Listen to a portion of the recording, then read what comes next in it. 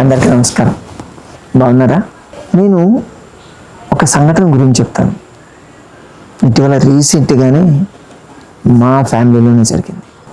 మా రిలేటివ్ కాబట్టి ఆ రోజు పొద్దున్నే బ్రేక్ఫాస్ట్ చేశారు. చేసి టీవీ ముందు కూర్చొని ఏదో కార్యక్రమం ఎదురు చూస్తూ ఉన్నారు. టీవీ చూస్తూ అలాగే సైడ్ పడిపోయారు. పక్కన హస్బెండ్ కూడా కూర్చోన్నారు. ఆయన గమనించలేదు అసలు ఏమైంది అన్నది. ఇంట్లో నుంచి వేరే వాళ్ళు కోళ్ళు వచ్చి చూస్తే అదేంది పక్కన పడిపోయింది అని చెప్పి చూస్తే అప్పటికే తను చనిపోయారు. Congestive heart failure, sudden heart attack. ఎంత షార్ప్గా వస్తుందంటే అసలు మనం ఊహించలేం, ఇంకా ఛాన్స్ ఉండదు. అటువంటిది వచ్చిందంటే జస్ట్ డాక్టర్ దగ్గరికి తీసుకుపోయేటువంటి టైం కూడా ఉండదు. డాక్టర్ దగ్గర తీసుకుపోయేది కన్ఫర్మ్ చేసుకోవడానికి తీసుకెళ్తారే తప్ప రిటర్న్ వచ్చే ఛాన్సే ఉండదు. ఇటువంటి కేసులు ఇటీవల కాలంలో చాలా వింటున్నాం మేము. ముఖ్యంగా జెంట్స్ కన్నా కూడా లేడీస్లో ఎక్కువ తయారవుతుంది ఈ ప్రాబ్లం అని చెప్తారు. ఎటువంటి సిమ్టమ్స్ లేవు సార్. ఆమెకి కొంచెం ఏదో బీపీ ఉంటే బీపీ ట్యాబ్లెట్ వాడేవాళ్ళు, ఓవర్ వెయిట్. వీళ్ళు కొంతమంది ఓవర్ వెయిట్ ఉన్నవాళ్ళు, కొంతమంది సన్నగా ఉన్నవాళ్ళు కూడా ఉన్నారు, వాళ్ళకి ఓవర్ వెయిట్ కూడా లేదు. ముందే ఇప్పుడు ఈ బీపీ ఉన్నవాళ్ళు టెస్టులు చేయించుకుంటే కొలెస్ట్రాల్ పెరిగిందని, ఓవర్ వెయిట్ ఉంటే ఎలాగో కొలెస్ట్రాల్ ఉంటుంది కదా, అందుకని దానికి యాంటీ కొలెస్ట్రాల్ డ్రగ్స్ కూడా వాడుతున్నారు. బీపీ ట్యాబ్లెట్లు వాడుతున్నారు, కొలెస్ట్రాల్ డ్రగ్స్ వాడుతున్నారు. అయినప్పటికీ కూడా ఇటువంటివి జరుగుతున్నాయి. ఎందుకు జరుగుతాయి? అసలు ఏమీ లేవు, లక్షణాలు ఏమీ లేవు, కానీ సడన్గా ఇలా ఎందుకు జరిగింది అని చెప్పి దాని గురించి ఫ్యామిలీ మెంబర్స్ ఎవరిని అడిగినా అదే చెప్తారు, ఏం లేవు సార్ అని. కానీ కాస్త కీన్ అబ్జర్వేషన్ చేస్తే ఇటువంటి ఇన్సిడెంట్స్ జరగకుండా మనం ఆపొచ్చు.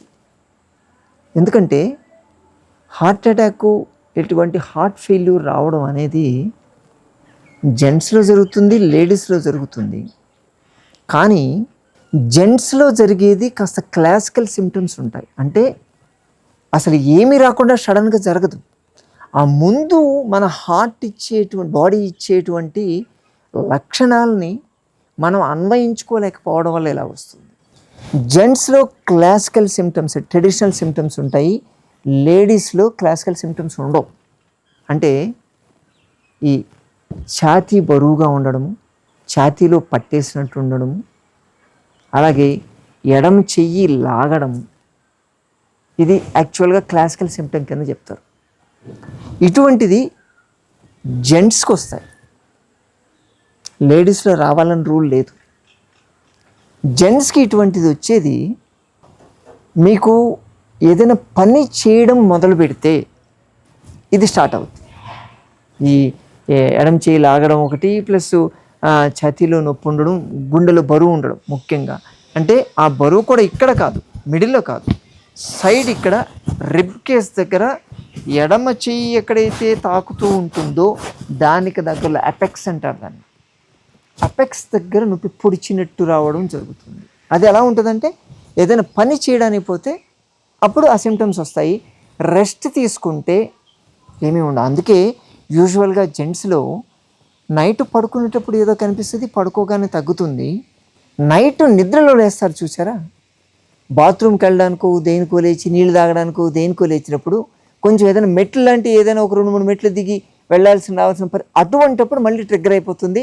అటువంటప్పుడే హార్ట్ అటాక్స్ వస్తూ ఉంటాయి. కానీ లేడీస్లో ఈ సిమ్టమ్ కనిపించకపోవచ్చు.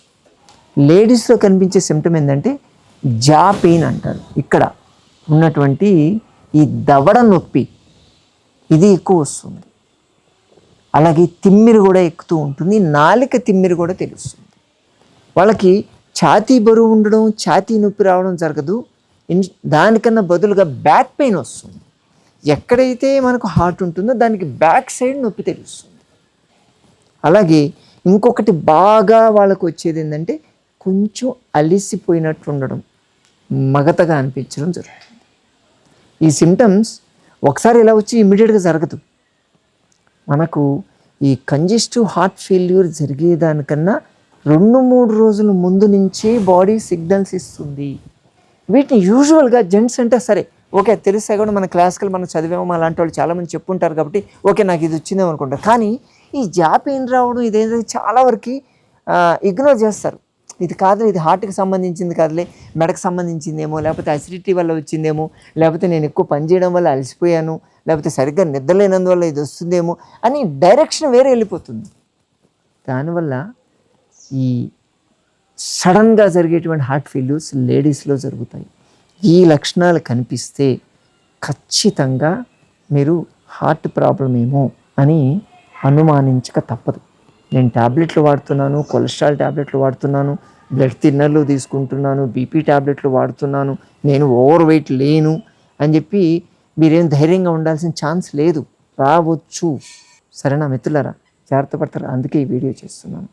కాబట్టి ఇటువంటి లక్షణాలు ఎవరైనా చెప్తే, ముఖ్యంగా మగమహారాజులకు చెప్తున్నాను, ఇంట్లో ఉన్నటువంటి లేడీస్ ఎవరైనా ఇది చెప్తే నువ్వు రెస్ట్ తీసుకోపో పడుకోపో అని చెప్పి టీవీ చూడడం ఎక్కువైంది, నీకు షాపింగ్లు ఎక్కువైంది అని చెప్పి తిట్టొద్దు, ఎవరైనా కామెంట్ చేయొద్దు.